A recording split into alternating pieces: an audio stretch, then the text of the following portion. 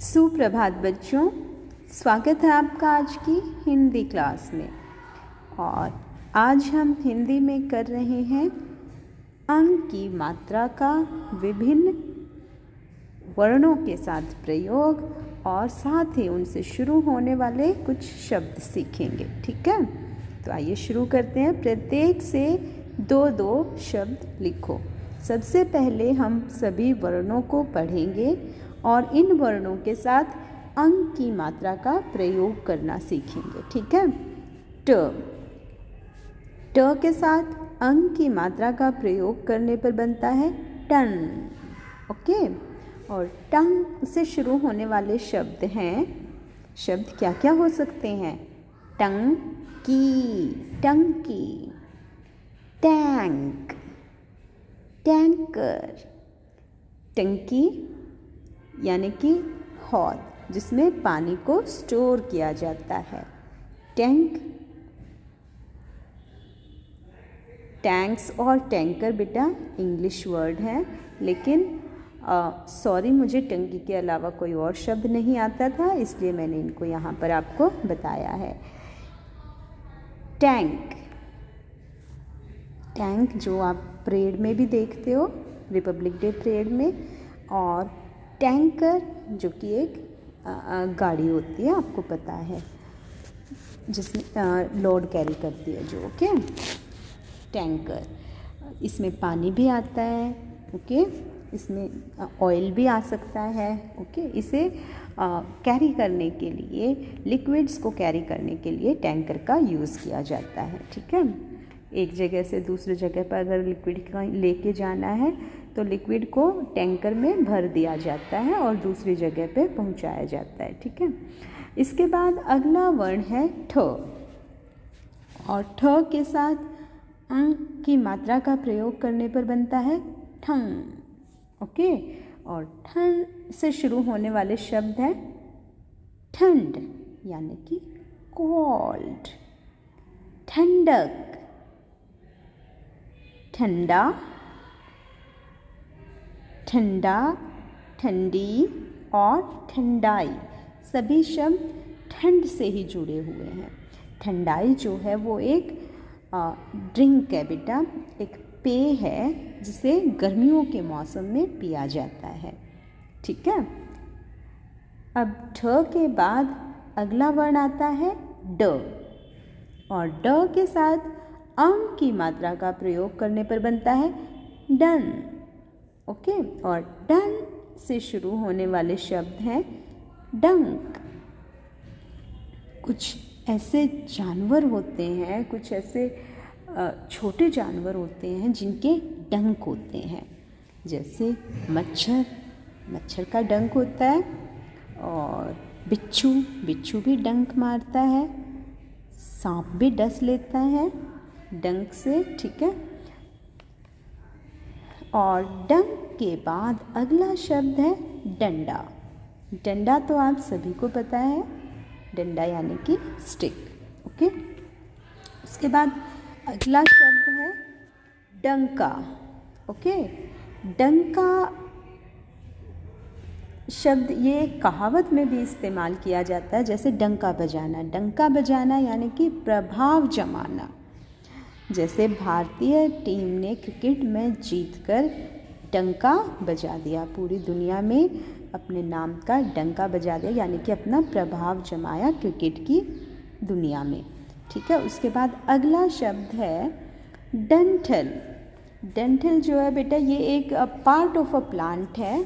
ठीक है, जिसे हम स्टॉक बोलते हैं, स्टॉक। ओके, जैसे गोभी का डंठल होता है, जो गोभी का फूल है वो डंठल से जुड़ा होता है। ठीक है, अब ढ के बाद अगला जो वर्ण आता है वो है ढ, और ढ के साथ अंक की मात्रा का प्रयोग करने पर बनता है ढन।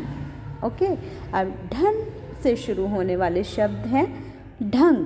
पहला शब्द है ढंग, ढंग यानी कि तरीका, मैनर। ओके, और दूसरा शब्द है ढंकी, ढंकी यानी कि ढकना, कवर कर लेना, टू कवर। ओके, ढ के बाद जो है अगला वर्ण आता है तो, और त के साथ अंग की मात्रा का प्रयोग करने पर बनता है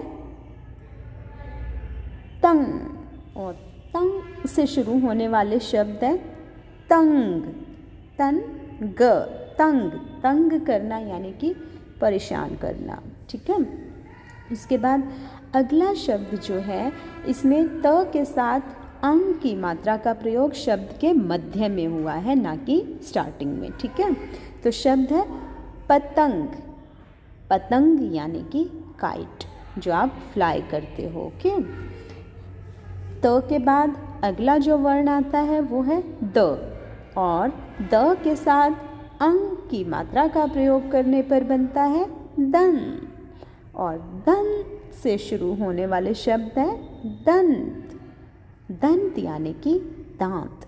आपने सुना भी होगा कि दंत मंजन, दंत मंजन शब्द सुना है ना, यानी कि दांत को साफ करने के लिए जो पेस्ट यूज़ की जाती है उसे हम हिंदी में दंत मंजन कहते हैं। अगला शब्द हो सकता है दंगल, दंगल, ये तो सभी जानते होंगे, दंगल यानी कि कुश्ती। ओके। कुश्ती का कंपटीशन यानी कि दंगल। नेक्स्ट वर्ड है दंग। अब दंग जो है इसे भी एक मुहावरे में प्रयोग किया, इस शब्द का भी मुहावरे में प्रयोग किया जाता है, दंग रह जाना, यानी कि मैं तो जैसे वाक्य में कैसे प्रयोग होगा, मैं तुम्हें देखकर दंग रह गई, यानी कि चकित रह गई, सरप्राइज्ड हो गई। ओके। मैं तुम्हें देखकर सरप्राइज्ड हो गई। ओके। तो ये है दंग शब्द, दंग यानी कि चकित, आश्चर्यचकित। द के बाद अगला वर्ण आता है ध, और ध के साथ अन की मात्रा का प्रयोग करने पर बनता है धन, और धन से शुरू होने वाला शब्द है धंधा, यानी कि ऑक्यूपेशन। मैंने आपको आर नेबरहुड चैप्टर में भी आर नेबरहुड हेल्पर्स के बारे में बताने से पहले ऑक्यूपेशन के बारे में बताया था। ऑक्यूपेशन यानी कि जिससे किसी का काम चले, पैसे कमाने के लिए जो भी काम किया जाता है उसे धंधा कहते हैं। लेन देन को, व्यापार को भी धंधा कहा जाता है। ठीक है। इसके बाद अगला शब्द है धुंध, धुंध, धुंध यानी कि कोहरा। सर्दियों के मौसम में आपको कोहरा देखने को मिलता है, धुंध होती है सुबह के टाइम में, और विजिबिलिटी जो है वो बहुत ही कम हो जाती है, और कभी कभी ज़ीरो भी हो जाती है, यानी कि हमें दिखाई देना बंद हो जाता है। जो हमारा एटमॉस्फेयर है उसको कोहरा कवर कर लेता है, उसको ढक लेता है कोहरा, यानी कि धुंध। ठीक है। ध के बाद अगला जो वर्ण आता है वो है न, और न के साथ अंग की मात्रा का प्रयोग करने पर बनता है नन, नन। ओके। और नन से शुरू होने वाले शब्द है, पहला शब्द है नंद, नंद यानी कि पुत्र, और दूसरा शब्द है नंदन, नंदन यानी कि पुत्र।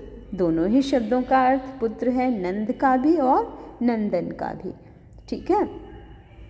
और ये भगवान विष्णु के नाम भी हैं। ओके।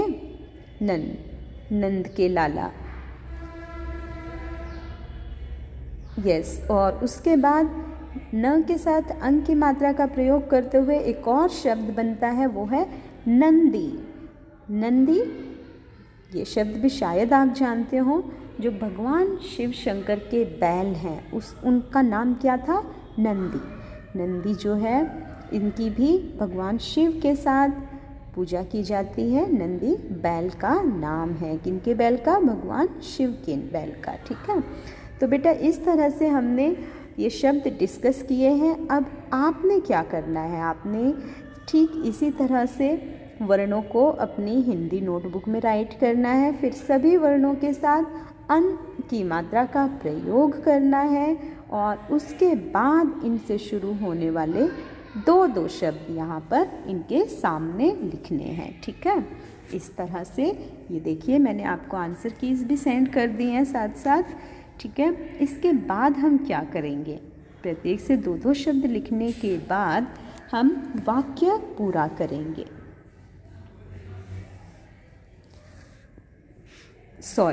हम वाक्य पूरा करेंगे। ये वाली वर्कशीट मैं आपको ऑलरेडी सेंड कर चुकी हूँ।